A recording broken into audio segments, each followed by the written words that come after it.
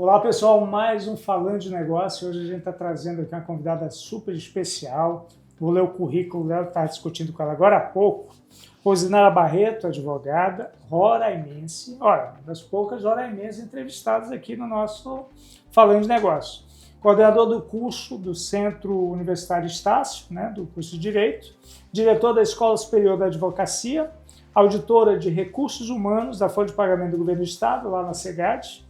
Mestre em Direito, especialista em Direito Trabalhista, Previdenciário, Civil e tudo mais. Rosinara, o que essa roraimense resolveu partir para esse lado do respeito ao direito? Porque é uma profissão que, na verdade, busca esse respeito e o equilíbrio das relações. Verdade. Na realidade, eu comecei em administração na Federal, formei em administração e a minha paixão sempre foi recursos humanos.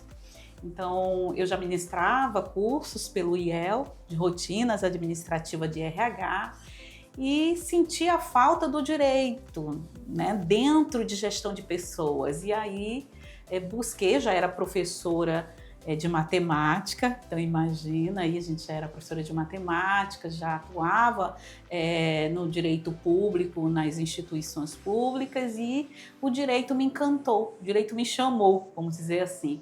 E eu precisava desse complemento na área do trabalho justamente para que a gente pudesse atuar com consultoria em relação à gestão de pessoas, que é algo bem, diríamos assim, hoje eu acho que elas se complementam, gestão de pessoas com o direito do trabalho. Eu acho que são duas áreas que precisam estar interligadas para que essa área possa transcorrer sem gerar passivos para o empregador.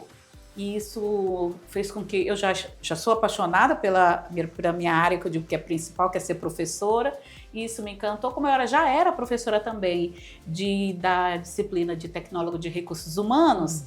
Então aí fui para o direito, formei em direito, fiz minha OAB, sou advogada, e aí fui nesse ramo do direito e sou especialista na área do direito do trabalho. Essa paixão vem daí, mas vem da área realmente de administração, Esse amor pelo direito. Não largou a administração. Não, de jeito nenhum. Eu sou auditora de recursos humanos, a gente precisa aí, não larguei a administração, mas agreguei o estudo do direito do trabalho, do direito previdenciário dentro de gestão de pessoas, que eu acho que tem tudo a ver, está bem interligado, Não, completamente. Aí vem uma perguntinha assim, bem básica, Para quem partiu da paixão pelos recursos humanos, e buscar esse outro lado, o lado trabalhista, o lado do equilíbrio das relações mesmo, como é que é a questão ética para quem não tem, por exemplo, essa expertise das relações humanas, da questão da empatia mesmo, porque tem uma série de coisas. O ser humano é complexo por natureza. É verdade, é verdade. Então, como é que você vê no mercado, principalmente dos profissionais, sejam eles administradores com especialização em recursos humanos,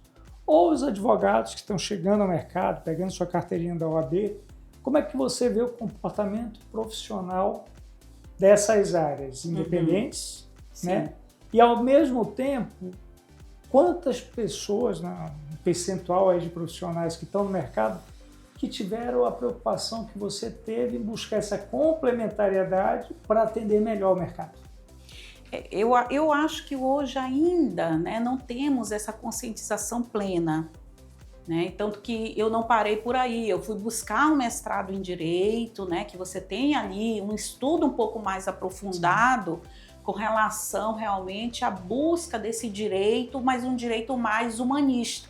Quando você vai para o mestrado é que você consegue compreender dentro da filosofia do direito esse direito um pouco mais humanista, de entender principalmente o que é dignidade, que é fundamental nas relações trabalhistas. Então, a gente ainda, ao olhar esse cenário, a gente ainda vê a necessidade dessa educação continuada, da busca dessa educação continuada pelos profissionais. E isso faz com que o mercado sinta falta desse profissional completo, desse profissional que abarca todas as áreas, que ele vai conseguir trabalhar na empresa desde a relação interpessoal, a inteligência emocional, mas também a legislação, as rotinas, papéis, o formalismo dentro de uma gestão de pessoas, no sentido que férias precisa de uma notificação, de um documento, que contrato não é só a carteira de trabalho registrada, que isso é algo que a gente precisa conscientizar o empregador, que contrato de trabalho não é só o registro da carteira de trabalho, mas um documento necessário, da necessidade de um regimento interno. Então, quando você está aqui do lado de administração de recursos humanos, você pensa regimento interno, estatuto, mas ao mesmo tempo precisa de um profissional do direito que entenda um pouquinho de legislação, porque esse estatuto ele não pode ferir a dignidade, ele não pode ultrapassar os limites da razoabilidade e da proporcionalidade. Não é o que eu penso ser o direito, mas é aquilo que o direito humanitário traz para dentro da empresa em termos, né, de você buscar uma relação saudável, uma relação,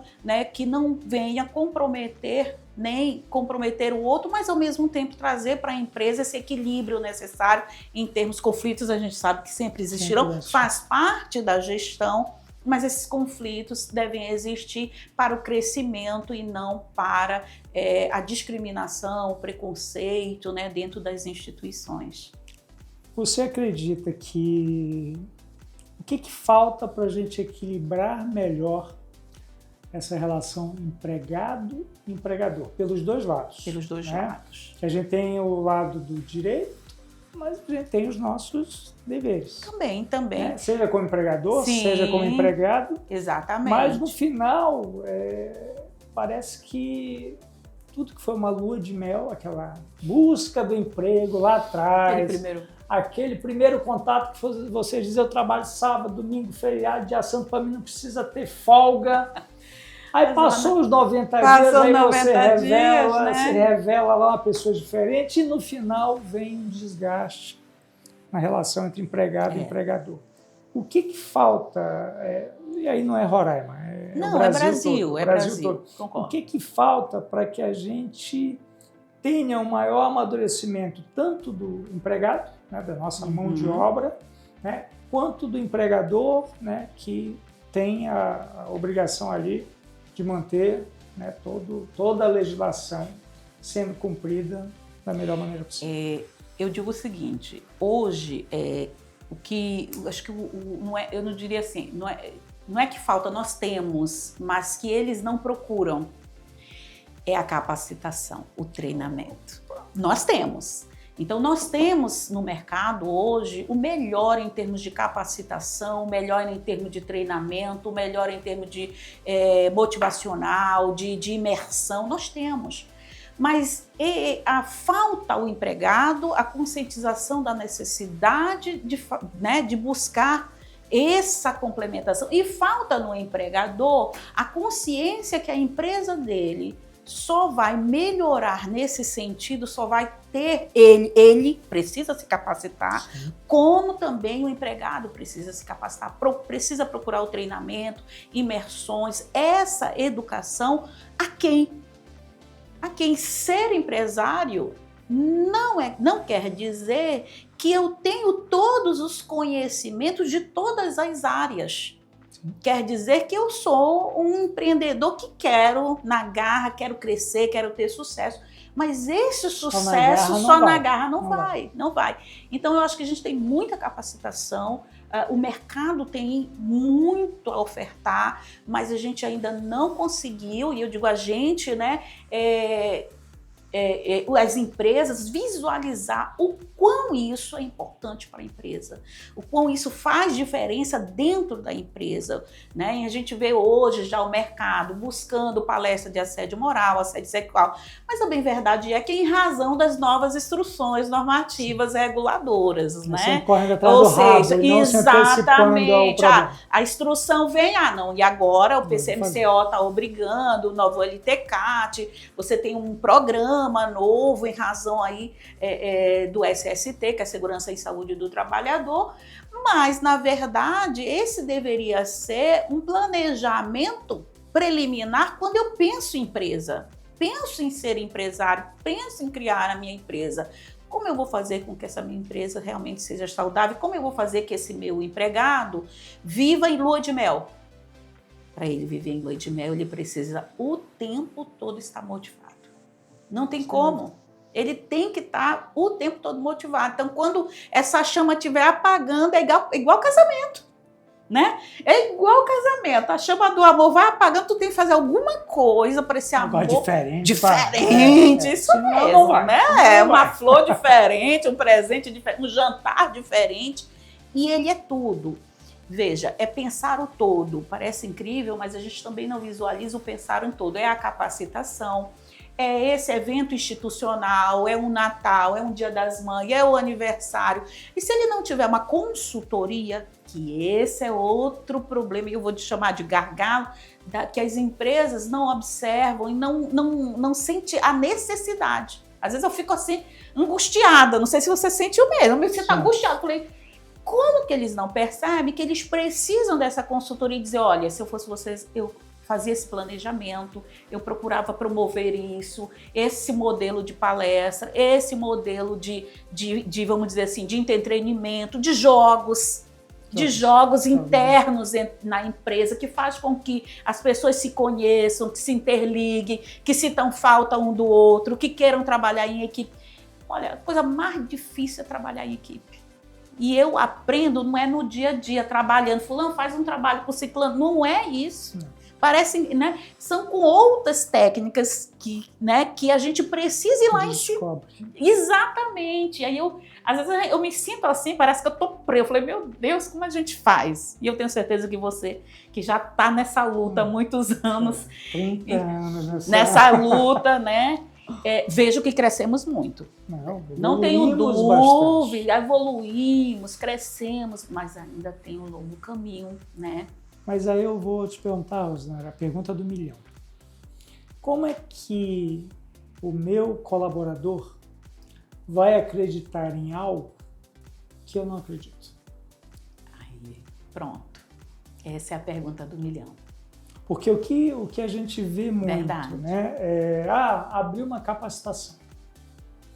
Aí o empresário, primeiro, ele acha que ele não tem mais nada a aprender, que é um grande erro, né? Eu chamo os professores de Deus os PhDeuses, né? Ou seja, aquela pessoa que acha que, né, fez o projeto para Deus criar o mundo. Isso. E a gente tem um monte de gente com essa característica. Infelizmente. E aí, como é que eu vou conseguir motivar minha equipe a fazer algo que eu simplesmente pago?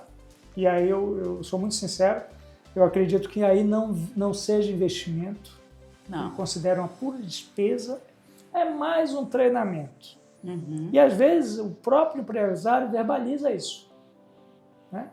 Isso é e verdade. aí, como é que eu vou chegar lá num treinamento se eu acabei de ouvir do dono da empresa que ele não acredita no que ele me mandou fazer? Como é que a gente resolve isso? Porque passou a ser, também não é um problema de Roraima, porque muita gente não é um problema só de Roraima. Não. Então, como é que cultural do Brasil. Do Brasil, que a gente não vê na Europa, né?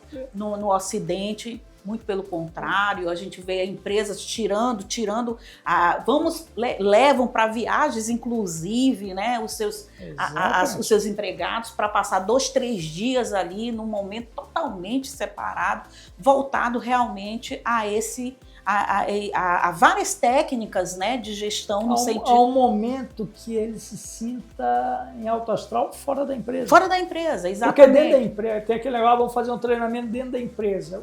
Primeira coisa, vai considerar que é a extensão de trabalho. Exato. Né? E pior de tudo, não vai me pagar hora extra. Não vai pagar hora extra. Aí pronto, aí como é que a gente resolve, vamos dizer, esse conflito que está na cabeça do próprio empresário? E ele acaba transferindo essa falta, né? Porque existe um erro de análise que o pessoal diz, não, o que acontece aqui embaixo não tem nada a ver com... Não, é o contrário. Nossa, o que acontece aqui embaixo é o reflexo tem o aval aqui de cima. cima. Isso. É a filosofia implantada na empresa, é a filosofia do dono da empresa. Exatamente. Entendeu? Como é que a gente consegue resolver ou tentar, pelo menos, minimizar. Eu acho assim, né? Esse início. Eu acho que tem que ser pelo início, porque eu digo o seguinte: não é que a gente não consiga, do meio para o fim, implantar uma cultura diferente, porque isso é uma cultura que precisa ser implantada.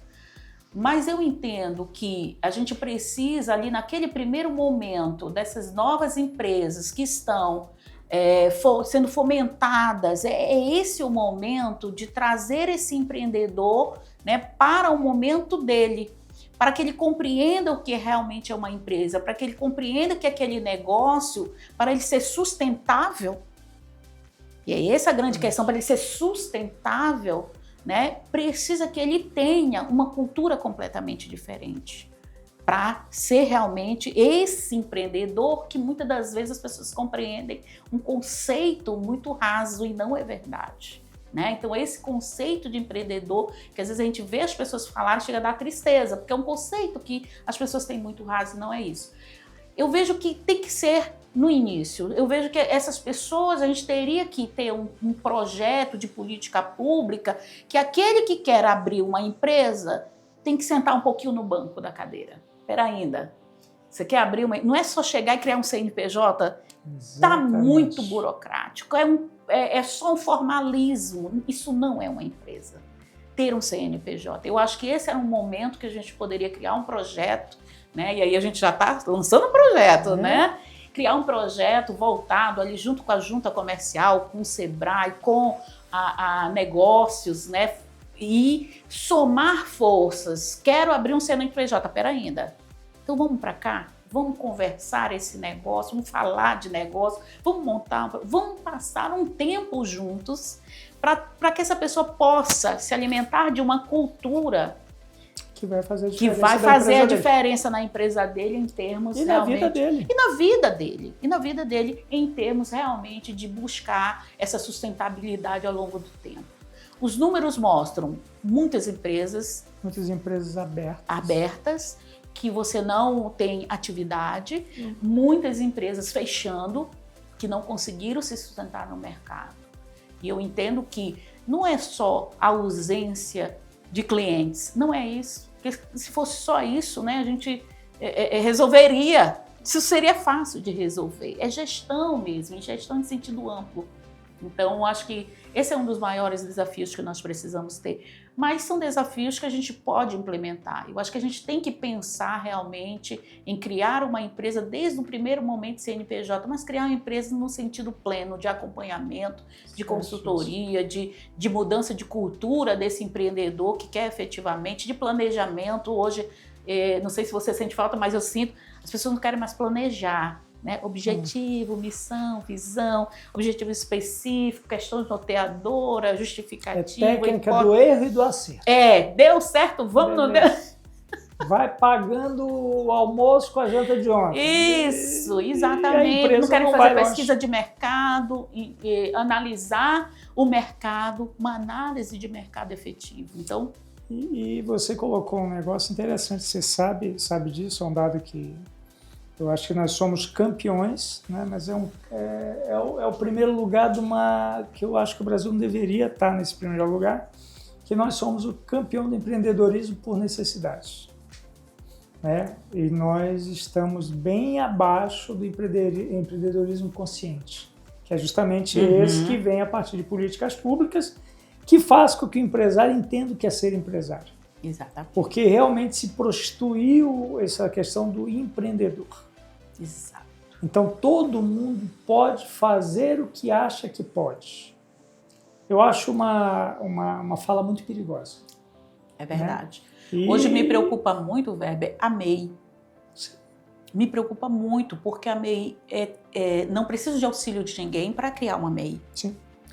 Mas não entendo que uma MEI, mas as pessoas precisam entender que uma MEI é uma empresa. Então, assim, nós não estamos aqui para dificultar a vida, não é isso. Mas eu quero dizer que criar uma MEI, que eu posso contratar 2 pessoas, você entende? Posso contratar 2 pessoas.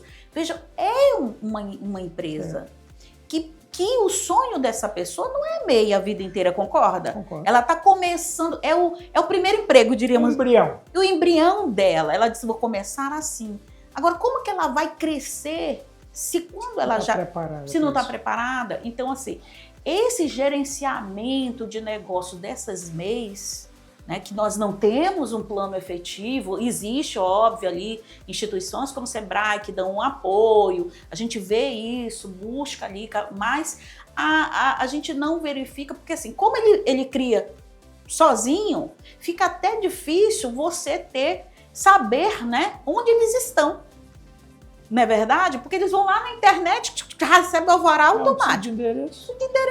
O vará chega e tal. E aí, como é que nós vamos chegar nessas pessoas? Como nós vamos ajudar, auxiliar, né? Como é que nós vamos apoiá-los? Como nós vamos realmente criar uma cultura reafetiva empreendedora? E esse não nasceria, por exemplo, na criação ou na identificação do perfil comportamental? Porque o que acontece? Eu quero ser empreendedor. É habilidades e competências. Pronto, mas aí habilidades você vai fazer competências. o levantamento das habilidades e competências. Exato. Aí depois que você iludiu que o cara pode viajar para Marte, aí não como é que tu vai avisar pro cara que ele não consegue chegar nem na Lua? Eu sofro isso todos os dias como professor. Quando a gente fala, pessoal, o ensino é por habilidade e competência. Quando você agrega dentro do ensino, principalmente do direito, né? Habilidade e competência, falando, mas eu quero saber a lei. Calma. Se você não... Você tem a habilidade da interpretação, da análise, né? Não, ele quer a lei. Não, mas eu vou estudar para concurso público, eu não preciso estudar 10 textos. É mais ou menos assim. Você tem que ter habilidade de oratória, de conversação. É porque o sonho dele é pequeno. Exato. Então, assim, a gente se preocupa porque as pessoas não compreendem que o estudo está agregado à habilidade e competência. O mercado cobra habilidade e competência.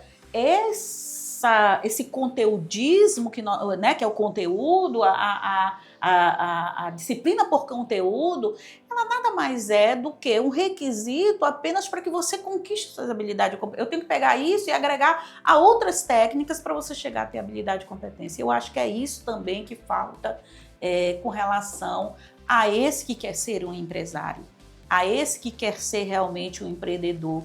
Se ele não fizer autoanálise das suas habilidades e competências, né? É a mesma coisa, eu quero ser professor, mas você tem habilidades e competência para isso? Né? Se eu quero ser advogado, você tem habilidades e competência para isso? Então é esse que quer ser empreendedor. E eu entendo que habilidade e competência são construídas, então se conhecer primeiro seria o ponto inicial. Ao se conhecer e verifico que eu tenho lacunas, então eu tenho que construir isso. Mas se eu ainda nem me conheci, não sei o que eu tenho de atributos, não sei. Então eu tô achando que eu já tenho todos, né? Antes de explorar o mundo, primeiro se descubra, né? Isso. Pronto, então, e tem um outro ponto interessante quando a gente fala dessa questão, vamos trazer para o profissional de direito. Uhum. O profissional de direito é um empreendedor. Né? Se juntam, montam seus escritórios, seu negócio. Mas aí tem vamos dizer, num grupo lá de 3, 4, 5 advogados que se juntaram para montar o seu escritório, tem aqueles que simplesmente pensam na racionalidade pura. E a racionalidade, ela, na maioria das vezes, ignora o principal ativo, né, de qualquer atividade, que é o ser humano. Exato. Né? Então, como é que você vê o profissional de direito hoje que não busca atualizações, né, as capacitações, as qualificações necessárias, mas ao mesmo tempo não pensa o seu escritório como um negócio, com planejamento estratégico, visão, missão, valores, né, com abordagem que tem que ser feita com o cliente. O cliente adora ser cortejado. Demais. E nós temos isso na advocacia. Agora, a maioria tem aquele negócio de dizer, não, mas como é que é a lei? Não é como é que é a lei. Antes de eu ir para a lei, eu tenho que saber onde que eu vou encaixar o meu cliente. Qual é o perfil do cliente? Qual é a necessidade dele? Às vezes ele está procurando... A e na realidade é B. É B, pronto. Exatamente. Então, será que a gente está estou falando isso das universidades, dos centros universitários, tudo, nós estamos preparando essa mão de obra, aí não é só o direito, aí vem uma visão mais ampla, né, de todos os cursos. Nós estamos preparando os nossos egressos para o mercado real, ou a gente ainda não conseguiu esse equilíbrio entre academia e mercado? Eu digo assim, os PCCRs, né, eu acho que eles ainda não conseguem, de direito, e aí eu vou falar de direito, os nossos projetos pedagógicos, apesar de ter ali uma prática muito forte, mas ela é uma prática voltada, né, à própria advocacia, né, elaboração de peças, protocolos, né, e tudo mais. Ainda, se a gente olhar o engessamento disso, ela ainda não visualiza essas disciplinas, que é planejamento de carreira, né? Análise financeira, análise de custo, que seriam disciplinas que deveriam estar agregadas, né? Ou pelo menos extensionistas, que tivesse ali na nossa extensão projetos. A gente visualiza hoje, agora as novas diretrizes do MEC obrigaram os cursos terem extensão dentro da disciplina. Por exemplo, direito do consumidor, há uma necessidade de você fazer um projeto de extensão para aplicar na sociedade, já buscando habilidade e competência no sentido de agregar o direito do consumidor como um projeto social. Já buscando a humanização do curso, porque em regra direito, né? Não tô falando, é a minha área, eu sei, é como você diz, é racional, né, e tal. Já buscando, esse novo projeto do MEC foi buscando justamente a humanização do curso. Então nós temos vários cursos que já têm disciplinas extensionistas, onde o aluno é obrigado a fazer um projeto extensionista, aplicar lá fora na sociedade, como métodos adequados de conflito, consumidor, família e sucessões e antropologia. Então são disciplinas que agregou dentro dela o projeto extensionista social. Então, além de aprender o conteúdo, ele é obrigado a aplicar na sociedade um projeto fantástico. Isso é fantástico, essa ideia do MEC. Tentar humanizar mais o curso do direito. Mas eu entendo que isso não é suficiente para a questão do empreendedorismo. Isso é suficiente para a questão da busca da humanização, dessa relação interpessoal cliente e profissional, no sentido que eu tenho que compreender o meu cliente, não tão somente como uma fonte de recurso, mas como um ser humano com dificuldades, com um ser humano que está vivenciando um momento difícil na sua vida, e eu preciso, né, dessa empatia e não achar que ele é o meu caixa. Isso é importantíssimo. Esse é um primeiro ponto, assim, que é um ser humano que necessita nesse momento ser ouvido. E ele precisa do apoio necessário como um ser humano, que precisa nesse momento de um profissional que olhe para ele com um olhar com dignidade, como ser humano, como que aquele que precisa de ajuda, e não aquele que vai realmente pagar minhas contas do mês. Isso é o primeiro ponto. O segundo ponto é agregar essa extensão, complementar, diríamos assim, essa interdisciplinariedade que às vezes o direito não tem com outros cursos, como contabilidade, administração, economia. A gente não tem muito essa interdisciplinariedade entre o direito. Eu acho que a academia precisa trabalhar mais isso, com projetos interligados, né? Porque eu não preciso colocar dentro do direito uma disciplina, porque ela já existe lá em administração, ela já está lá em contabilidade, já está lá em economia. Por que não essa interdisciplinariedade? Por que não colocar o aluno do direito dentro, né? Olhando como também um aluno de administração que precisa conhecer direito do trabalho, e essa interdisciplinariedade. Então eu sinto falta disso na academia, dessa junção, né, que a gente enxerga. Eu me lembro que quando eu fiz a federal, eu fazia administração e a mesma disciplina era para direito, administração, não é verdade? Onde todo mundo estava na mesma sala. Vamos entregar a idade da gente, mas não sei se hoje ainda é, mas na nossa época era. E eu acho que essa interdisciplinaridade, essa troca, né, essa visão de mundos, né, eu acho que é importante. A gente precisa realmente fazer essa questão da interdisciplinariedade, essa busca na nossa academia. Mas é óbvio também que aí o problema já existe. E agora? Não tem como resolver lá na ponta. Ele já caminhou, nós já temos. Tá no mercado. O mercado já tem 3.000 e tantos advogados jovens, são jovens advogados e são jovens. De 20 e poucos anos, jovens advogados que estão se juntando. Como resolver? E aí, né, eu acho assim, como diretora da escola, nos preocupa essa capacidade. É algo que a gente está implementando na escola, mensalmente a capacitação de inteligência emocional. Fundamental. Então a gente já vai começar, agora final do mês a gente já tem, então para o mês que vem a gente já tem novamente outro psicólogo que vai estar com a gente, né? Todo mês a gente vai tentar implementar a inteligência emocional, mas também a gente quer levar cursos para essa advocacia na área de empreendedorismo, na área de gestão de negócios, trazendo, né, o planejamento estratégico. Como se elabora uma matriz SWOT, né, amigo? Fundamental. Preciso saber meu ponto forte, meu ponto fraco. Né?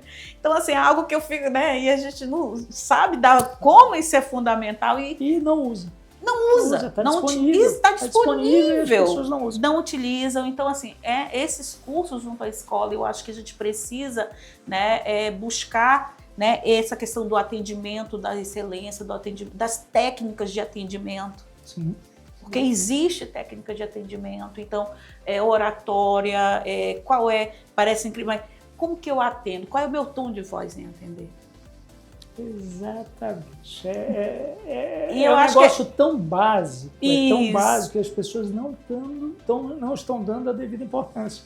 E como você falou, nós temos um mercado hoje formado por muitos jovens advogados, recém-chegados e jovens, como você falou, que qual é o grande sonho? Fazer parte de uma grande banca de advogados. Sim, né? exato. Por exemplo, aí é o pessoal que está ganhando muito dinheiro no Brasil afora. Sim. Só que se você pegar a principal característica desses escritórios, qual é? Relacionamento. Essa racionalidade não é o principal ponto para eles. Não é. Eles vão ter o seu momento de racionalidade quando for abordar o caso. Sim. Mas até ganhar o caso é puro relacionamento. É network, Exatamente. É como despachar com um juiz, né? Então tudo isso e aí volta aquele negócio, não é um problema do direito. Não. É um problema que está instalado no mercado. E que os profissionais passaram 4, 5, 6, 10, aí vem mestrado, vem doutorado, vem tudo. Quer dizer, se qualificando, se enchendo de diplomas, certificados, sim, e ignorando o principal ativo, o ser humano. Ou seja, tu tem um monte de currículo e descobre que tu não sabe lidar com gente. Você não vai servir para nada. E a gente tem, nesse mesmo mercado, gente despontando com grandes escritórios, concorridíssimos para estágio, porque tem a característica mais forte do relacionamento. Porque sabe que lá fazer um bom acordo, o dinheiro não aceita desaforo, então ou tu me dá resultado ou não vai ficar. Exatamente. Por exemplo, hoje, na área do Poder Judiciário, uma temática que é a mediação, que é a conciliação, né? A justiça restaurativa, vindo muito forte, né? A justiça restaurativa. Isso não tem nada a ver com direito, isso tem a ver com relacionamento. Como conversar, como dialogar, como chegar a uma decisão que é boa para as duas partes. Nós estamos falando do direito, do mérito. Aliás, a última coisa que numa conciliação você vai falar é do direito. É do direito, porque ele não entra nessa conciliação, ele não entra quando se tem uma roda de justiça restaurativa para resolver nossos problemas. Eu e você estamos com problema. E às vezes sai o dinheiro, a gente quer resolver o conflito. Né? E ele não tem a ver com o direito. Por tabela, quando você tem esse enfoque, o dinheiro ele vem por gravidade. Sim. E aí, óbvio que um bom profissional nessa técnica de conciliação, de mediação, arbitragem, inclusive, né, de justiça restaurativa, esse profissional desponta no mercado. Porque o profissional que resolve a sua lide, vamos dizer assim, sem briga, e que resolve um acordo bom para as duas partes, com uma boa conversa, esse profissional ele vai despontar no mercado. Gera satisfação plena para as duas partes. Para as duas partes. Ou seja, até aquele que vai procurar ele. Vai procurar. Eu quero aquele que faz acordo, que resolve meu problema, sem eu ficar com custo do judiciário. Mas eu perdi numa condição boa, que eu não... O cara deu a solução, que eu agora, de repente, estou na mesma situação. Aquele profissional ele resolveu, então é ele que é a referência. A gente está chegando ao final do bate-papo. Tem uma pergunta que a gente não tem como deixar de fazer, né? Antes da mensagem. E as questões éticas no direito? Como é que você visualiza, já que a gente tem uma quantidade razoável, proporcionalmente no Estado a gente tem muitos advogados? Sim.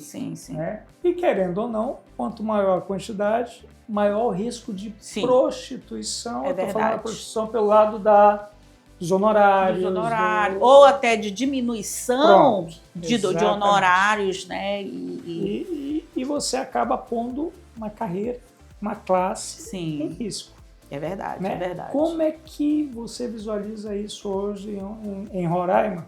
Se a gente ainda está naquele momento de dizer, não, a gente ainda tem salvação. Nós ainda temos, isso é uma verdade. Nós somos um estado muito novo, uma seccional muito pequena, onde a gente ainda se conhece, né? Conhece nossos alunos que eram ex-alunos, hoje são advogados. Então, hoje é como você diz, hoje são vícios solucionáveis. Isso é importante, né? Mas nos preocupa, é um ponto que já está preocupando a nossa seccional. Com relação a essa questão ética, nós precisamos realmente fazer um trabalho efetivo, buscando, portanto, porque nós temos um estatuto rígido, né? Nós temos aí uma tabela de honorários, então a questão, o arcabouço jurídico a gente tem para garantir essa ética, mas é óbvio que, como a gente falou aqui o tempo todo, nada disso vai resolver se a gente realmente não tiver técnicas, conscientização, cultura ética realmente. Eu acho que hoje o nosso maior trabalho é levar essa cultura ética, levar a nossa advocacia, a conscientização que um trabalho bem elaborado, né, ainda que ele inicie de formiguinha, com ética, ele vai crescer muito. E se você começa a matar o seu próprio profissional no início, indo com muita sede ao pote, diríamos assim, né? Indo com muita sede ao pote e utilizando de mecanismos, entendeu? Para hoje, agora, eu quero tudo agora, isso vai morrer. O imediatismo acaba contigo. Exatamente, o imediatismo acaba contigo. Agora, é óbvio que isso passa novamente por conscientização, por treinamento, por capacitação, né, por cultura. Então, a gente tem que implementar essa cultura. E acho que a coisa mais difícil é a implementação de uma cultura, né? É fácil capacitar, mas a implementação de uma cultura é muito difícil. E a gente precisa. Acho que esse é um trabalho que a gente vai ter que repensar a quatro mãos, né? Com vocês, com o Sebrae, com a OAB, com a academia. A quatro mãos, realmente. Não é possível fazer sozinho. Não é possível. Mas ainda podemos fazer, porque o nosso estado, eu acho que a gente pode fazer esse trabalho, um trabalho mais efetivo, dá para fazer, a gente conhece quem está lá na ponta, a gente sabe quem são os nossos advogados, as nossas advogadas, entendeu? São conhecidos nossos, então a gente tem como chamar aqui, a gente tem como realmente fazer monitoria, eu acho que é super importante, aquela monitoria efetiva, você ter grupos de monitoria. Esses dias eu estava dizendo, eu falei, um trabalho que eu achava lindo no Sebrae, era a roda de negócios, você lembra? Lembro. A roda de negócios, né? Em que você... E sempre saía negócio. Sempre saía negócio, a roda de negócio era fantástica. E você olhava assim, que encantava, né? Você coloca um monte de gente na mesa e sai negócio dali. As pessoas começam a conversar, como a gente está conversando aqui, e no final sai negócio, né? E eu acho que esse modelo... é um modelo que a gente pode utilizar para a busca da ética. Como você está... É colocar, né, os decanos com a jovem. Como você está executando sua atividade? Como você está fazendo? Será que esse honorário que você está cobrando deve ser realmente cobrado dessa forma? né? É justo. É justo esse valor? Será que se você não está cobrando a menor do que você deveria, prejudicando outros advogados, não está tendo, portanto, um equilíbrio, né? Essa concorrência selvagem, será que é necessária mesmo? E às vezes essa conversa e monitoria, né, desperta, né, a conscientização e a cultura. Né? Então eu acho que esse é algo que a gente precisa pensar, é mais um projeto, né? É bom se a gente conversa, sai projeto. Sai negócio. Sai negócio. Quando a gente senta na mesa... Quando a gente senta para falar, sai negócio. Sai negócio. Sai negócio. E aí uma coisa que a gente pede de todos os que passam por aqui batendo papo com a gente, né? Porque a gente fala de negócio, mas é um grande bate-papo, né? É verdade. Qual é a mensagem de uma profissional que buscou, né, a qualificação, a complementariedade, como a gente falou no começo, para essa gurizada aí que está saindo, para esses que já saíram, mas ainda não se acharam, a gente sabe que tem muita gente aí que está patinando justamente porque ainda não descobriu quais são as suas habilidades e competências, né, para ver qual é o espaço que eu vou ocupar, né? Como profissional, eu quero ser um excelente profissional, mas será que não está faltando alguma coisinha? Então, qual é a mensagem da Rosinara para essas pessoas? Pronto. A primeira coisa que eu acho que um profissional precisa compreender e entender, Weber, é que não se faz nada só. Então, relacionamento é super importante. Eu ter vários títulos, capacitação, treinamento, sem eu ter relacionamentos saudáveis com pessoas que constroem comigo um caminho, que me ensinam, que estão ali comigo nessa caminhada, eu não chego a lugar nenhum. Então a gente precisa ter bons relacionamentos. Quando a gente fala em network, hoje parece um pouco mais banalizado, não é verdade? Mas não. Quando a gente utiliza o network de forma correta, eu acho que não há profissional que fique para trás. Um bom network, um bom relacionamento, conversar com as pessoas certas, participar. Muita gente me pergunta, Sara, tu tem tanta coisa, tu tá lá na ordem, é a diretora, não sei o quê. Você não sabe como isso é importante para a minha carreira. Na realidade, eu mais ganho do que dou. Quando eu atuo na ordem, sendo diretora, quando eu estou lá nos eventos, quando eu participo, quando vem palestrantes de fora que eu faço questão de estar lá com eles, tiro foto, quando eu viajo para congressos, conheço pessoas, vocês não sabem quanto eu ganho. Ganho muito com isso profissionalmente. E é isso que eu peço, e é isso que eu digo para vocês. Participem mais. Né? Façam mais relacionamentos, queiram mais relacionamentos com pessoas, participem dos eventos, participem das capacitações, participem de palestras, viajem, participem de congressos. Essa sua rede precisa crescer. Você precisa de uma rede de apoio. Não tem como se sustentar no mercado sem uma rede de apoio. Então, faça a sua rede de apoio. Eu acho que quando você faz isso, o seu nome, e meu nome é difícil, hein, Rosinara? Mas o seu nome é lembrado. Rosinara, eu sei quem é, né?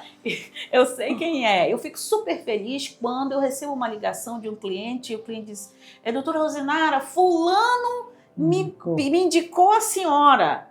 É relacionamento o nome disso. Isso não é direito, isso é relacionamento. Eu deixei algo. Né? E aí o legado ficou, e eu acho que é isso que se constrói. Eu construí toda a minha carreira, eu acho que Weber me conhece, vamos contar na cidade, né, Weber? Vamos. Foi devagarzinho, mas foi com relacionamentos, com pessoas que estiveram do meu lado, que, nossa, me deram a mão em todos os momentos da minha carreira. Então, assim, eu só tenho a agradecer a essas pessoas que me cercaram ao longo da minha carreira.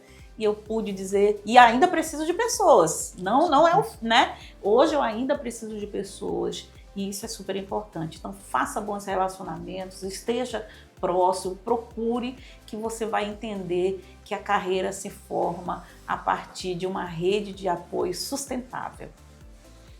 Obrigado, tá? Obrigado pela conversa. E pessoal, eu acho que o melhor de tudo isso foi a gente ter uma profissional aqui que traz muita questão da humildade, da empatia, né? E aquele negócio, ter a humildade em admitir que a gente nasce sem saber nada e morre sem saber tudo. Verdade. Eu acho que é fundamental, né? Olhar para o mercado sabendo dos prós e contras, mas também ter consciência que sozinho a gente não vai fazer absolutamente nada. Se a gente não juntar esforços para ajudar quem está chegando e que essas pessoas que estão chegando no mercado tenham a humildade de querer continuar aprendendo, porque as pessoas dizem que os mais velhos estão ultrapassados. E a gente está identificando no mercado que aquele negócio, chegou aos 40, você está fora.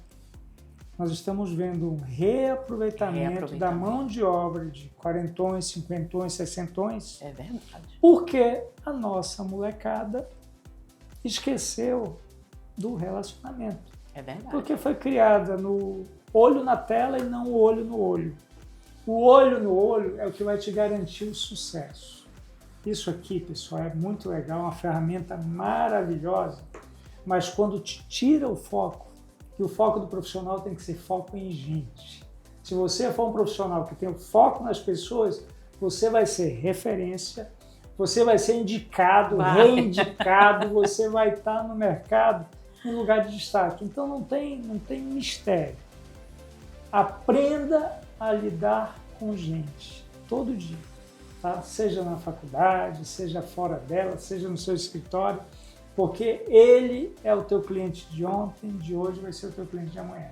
Então, pessoal, até a próxima segunda-feira com mais um Falando de Negócio. Obrigado mais uma vez. Eu que agradeço. Até mais, pessoal.